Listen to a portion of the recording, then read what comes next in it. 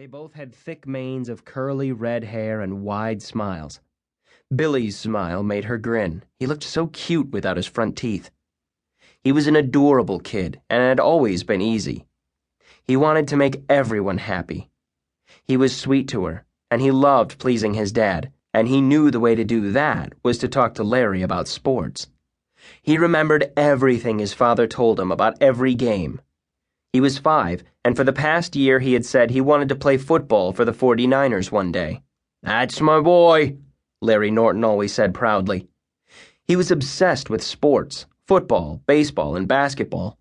He played golf with his clients and tennis on the weekends.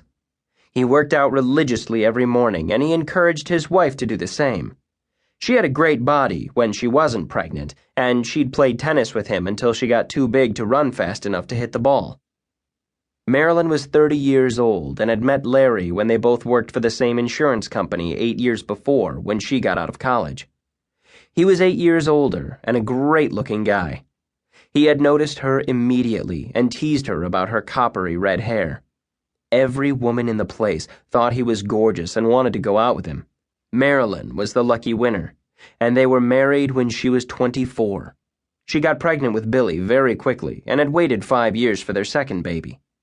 Larry was thrilled it was another boy, and they were going to name him Brian. Larry had had a brief career in baseball, in the minor leagues.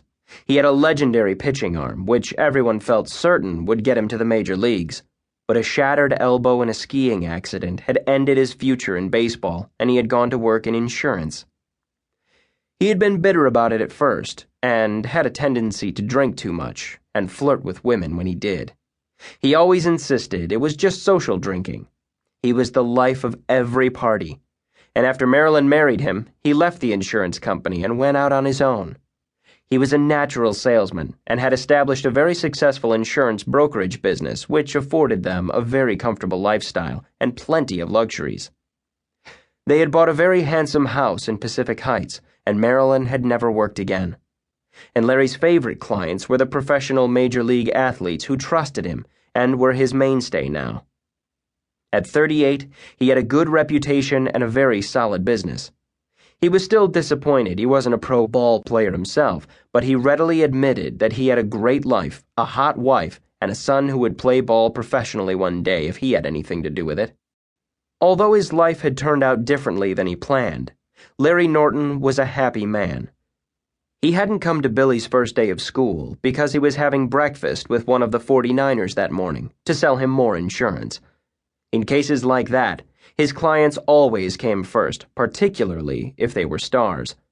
But very few of the other kids' fathers had come to school, and Billy didn't mind. His father had promised him an autographed football and some football cards from the player he was having breakfast with. Billy was thrilled and content to go to school with just his mom. The teacher at the door where the kindergarten filed in looked down at Billy with a warm smile, and he gave her a shy glance, still holding onto his mother's hand. The teacher was pretty and young with long blonde hair. She looked like she was fresh out of college. Her name tag said that she was an assistant teacher, and her name was Miss Pam.